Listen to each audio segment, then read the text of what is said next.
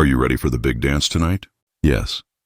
The crystal chandeliers of the grand ballroom cast dancing shadows across the marble floor as Manhattan's elite gathered for the annual Children's Hospital Foundation Gala.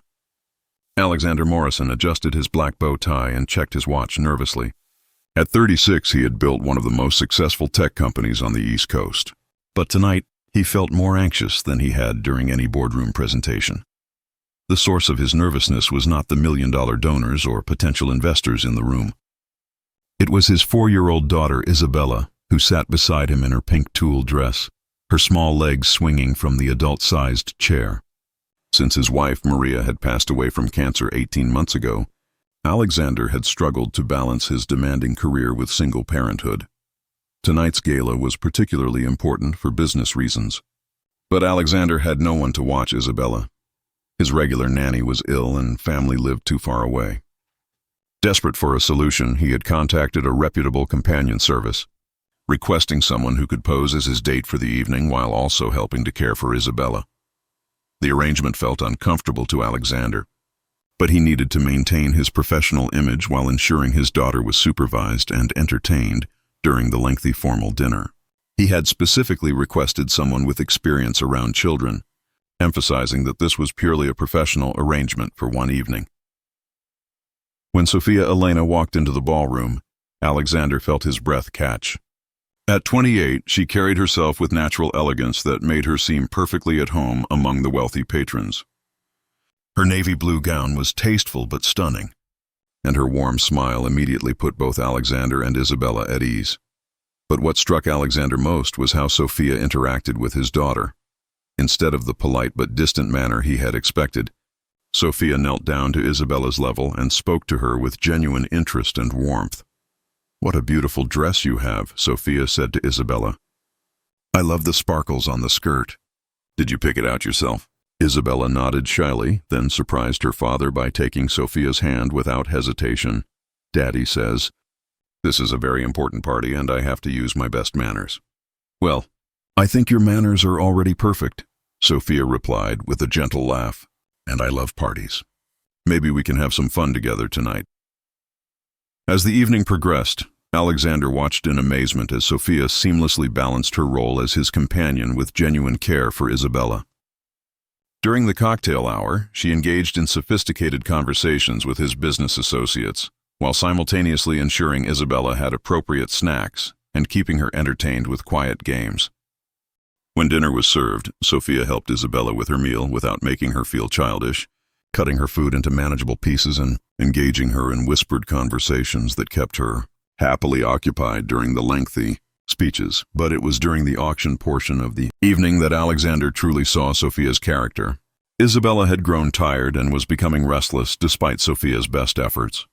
Rather than showing frustration or asking Alexander to handle the situation, Sophia quietly asked if she could take Isabella for a walk around the hotel's elegant lobby. "Would you like to see the pretty flowers in the hallway?" Sophia whispered to Isabella. "We can count them together."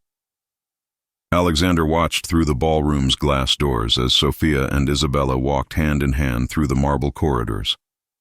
Sophia pointed out architectural details, encouraged Isabella to smell the floral arrangements, and even taught her a simple counting game using the decorative elements they encountered. When they returned 20 minutes later, Isabella was refreshed and happy, and Sophia had somehow managed to keep both their formal attire pristine despite the impromptu exploration. "Miss Sophia taught me that those big columns are called something special," Isabella announced to her father with excitement, "and she knows why the flowers smell so pretty." Alexander felt something shift in his chest as he watched his daughter's genuine happiness. For the first time since Maria's death, Isabella seemed completely comfortable and joyful with another adult woman. The sight filled him with both gratitude and an unexpected longing. As the evening wound down, Isabella's energy finally faded, and she curled up against Sophia's side, her small head resting on Sophia's arm. Sophia adjusted her position to make Isabella more comfortable, gently stroking the child's hair as she dozed. "She is exhausted," Alexander said quietly. "I should probably take her home." "She has been such a good girl tonight," Sophia replied softly, looking down at Isabella with genuine affection. "You should be very proud," She is sweet, intelligent, and incredibly well-behaved. Alexander felt his throat tighten with emotion. She likes you very much. That is not something that happens often since her mother passed away. Sophia's expression filled with understanding and compassion. I can see how much you love her. She is lucky to have a father who cares so deeply about her well-being. As they prepared to leave, Isabella stirred awake and looked up at Sophia with sleepy eyes. "Miss Sophia," she said in her small, earnest voice, "can you stay forever?" The innocent question hung in the air, carrying more weight than a 4-year-old could possibly understand. Alexander felt his heart clench as he saw the hope in his daughter's eyes and the gentle sadness in Sophia's. "Oh, sweetheart," Sophia said tenderly, "I had such a wonderful time with you tonight. You made this party very special for me." She looked up at Alexander, something unspoken passing between them. The professional arrangement they had started with had somehow evolved into something much more meaningful, at least for Isabella.